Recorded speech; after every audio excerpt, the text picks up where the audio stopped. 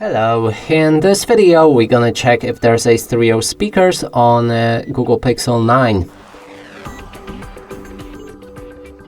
To do this, first we'll need to find all of the speakers on that phone, and the first one is at the bottom right here. Another one is located on top of the screen, and that's a phone call speaker.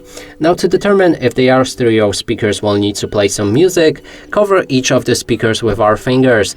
If the sound is coming from both of the sources, that's a stereo speaker. Let's test it out.